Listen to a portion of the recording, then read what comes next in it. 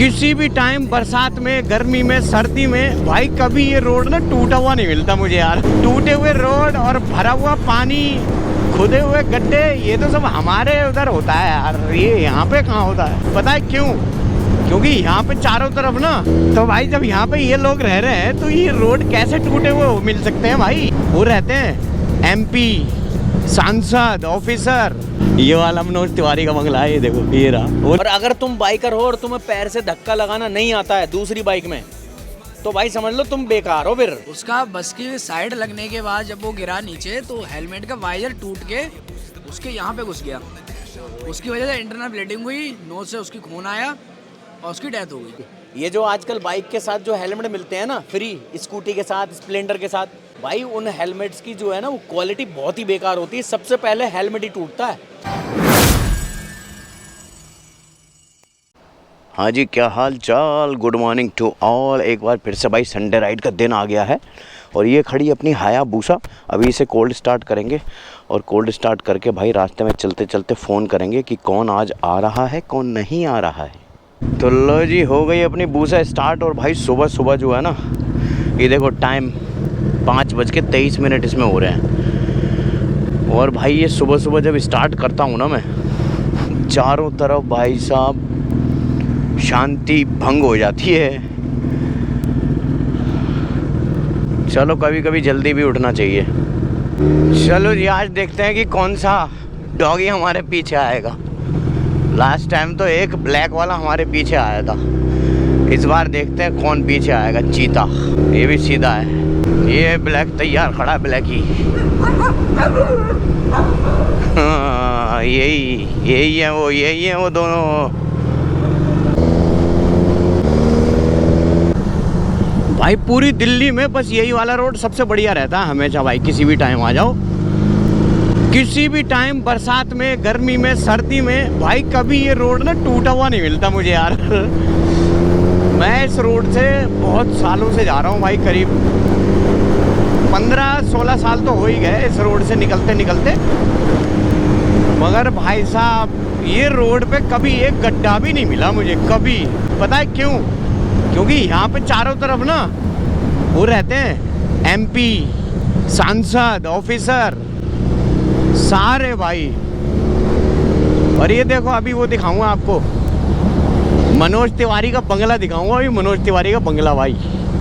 Note पे गांधी जी की मूर्ति बनी होती है और उसके पीछे, उनके पीछे बहुत सारे लोग चल रहे होते हैं। दांडी मार्च जब वो कर रहे थे, वो नोट पे जो तस्वीर बनी होती है, मूर्तियाँ बनी होती हैं जो, वो वाली मूर्ति यहाँ पर है दिल्ली में। 11 मूर्ति नाम है उस जगह का।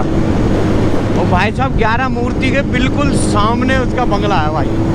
अभी देखो बंगला आने वाला है। राइट साइड में जो मेरे देख रहे हो ना आप, ये प्रेसिडेंट स्टेट है ये वाली, मतलब जो राष्ट्रपति का घर है वो ये है। इसके बहुत सारे गेट हैं भाई, ये बहुत ही बड़ा है ये मूर्ति आ गई ना राइट हैंड पे, ये रही। और ये देखो, ये वाला बंगला, ये वाला उल्टे हाथ वाला, ये वाला मनोज तिवारी का बंगला है। ये देखो, ये रहा, वो लिखा हुआ मनोज तिवारी। तो भाई जब यहाँ पे ये लोग रह रहे हैं तो ये रोड कैसे टूटे हुए मिल सकते हैं भाई? टूटे हुए रोड और भरा हुआ पानी, खुदे हुए गड्ढे, ये तो सब हमारे उधर होता है यार। ये यहाँ पे कहाँ होता है? दिल्ली का सबसे तगड़ा एरिया है भाई वो, सबसे तगड़ा। कभी जाम नहीं लगता, कभी पानी नहीं भरता, कभी गंदगी नहीं दिखाई देगी, और पेड़ पौधे इतने भाई। पूरी दिल्ली में सबसे ज़्यादा गर्मी होगी दिल्ली के अंदर, मगर इस इलाके में बहुत ही कम टेम्परेचर रहता है भाई, बहुत ही कम।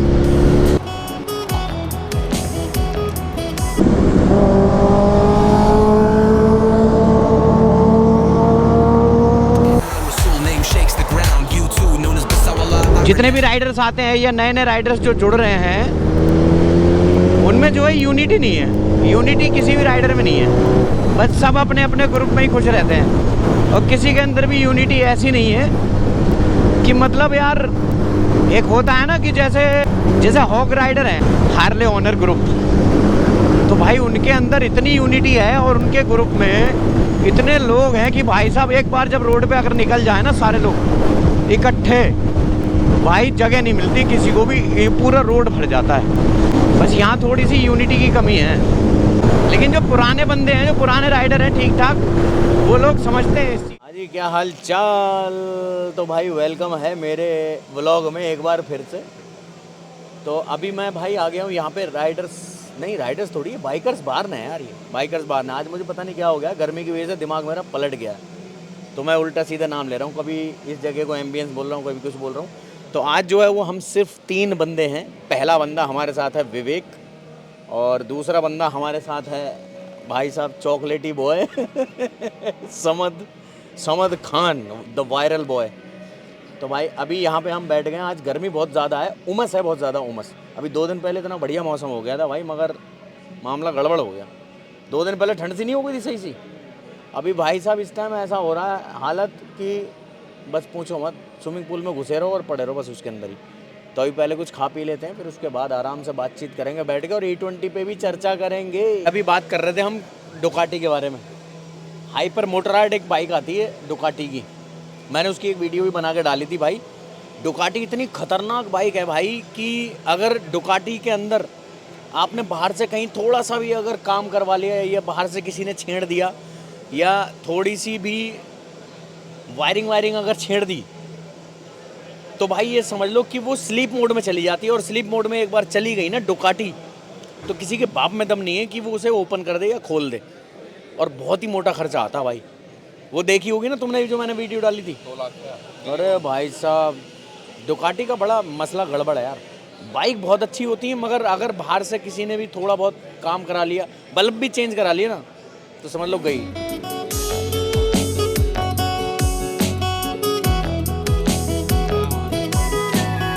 एक भाई देखो, एक बात और हो रही थी अभी कि भाई बाइकर जो है ना वो हर चीज़ में परफेक्ट होना चाहिए। अगर वो रियल और ओरिजिनल बाइकर है, अच्छा बाइकर है, तो हर चीज़ में परफेक्ट मीन्स कि एक तो उसे पैर से धक्का लगाना आना बहुत ज़रूरी है। और अगर तुम बाइकर हो और तुम्हें पैर से धक्का लगाना नहीं आता है दूसरी बाइक में, तो भाई समझ लो तुम बेकार हो। फिर तुम्हें पता ही नहीं है कि बाइक चलती कैसे और धक्का कैसे लगाया जाता है। तुम्हारे साथ वाले राइडर की कभी बाइक ख़राब हो गई, कुछ हो गया, और कहीं आसपास कुछ नहीं हुआ, तो भाई तुम कैसे उसे साथ लेके आओगे अगर तुम्हें धक्का लगाना ही नहीं आता है। तो धक्का लगाना आना बहुत ज़रूरी है भाई। मैं तो आगरा एक्सप्रेस वे से भाई साहब मैंने ये समझ लो कि 80-80 किलोमीटर तक धक्का लगाया है सुपर बाइक में अपनी बाइक से। लेकिन भाई बहुत सारे लोगों को मैंने ऐसे देखा है कि उन्हें धक्का लगाना ही नहीं आता, पैर लगाना ही नहीं आता भाई। बाइक ही नहीं सीधी होती उनकी। पैर लगाना आना बहुत ज़रूरी है भाई। एक बाइकर को बहुत सारी चीज़ें आना चाहिए, जो बेसिक चीज़ें। ये तो वैसे भी बेसिक चीज़ है भाई, ये कोई वो थोड़ी है कि कोई वैसी हो गई स्टंट मारने वाली चीज़ हो गई। ये बेसिक चीज़ है भाई। हर जगह रस्सी नहीं मिलती, हर जगह हर चीज़ नहीं मिलती भाई। कहीं क्रेन वाला नहीं आएगा, फ्लैट बेल्ट वाला नहीं आएगा, कोई नहीं आएगा। सिर्फ साथ वाला फेलो राइडर ही उसकी मदद कर सकता है पैर लगा के, अगर उसे पैर लगाना आता है तो। सहमत होना इस बात से। हेलमेट हमेशा अच्छा ही लेना चाहिए। हेलमेट से कभी कॉम्प्रोमाइज़ नहीं करना चाहिए, चाहे तुम स्कूटी चला रहे हो, चाहे तुम लूना चला रहे हो, कुछ भी चला रहे हो। ये मत सोचो, बहुत सारे बंदे क्या बोलते हैं, यार स्कूटी पे ये हेलमेट अच्छा नहीं लगेगा, या स्कूटी पे इतना महंगा हेलमेट क्यों ले।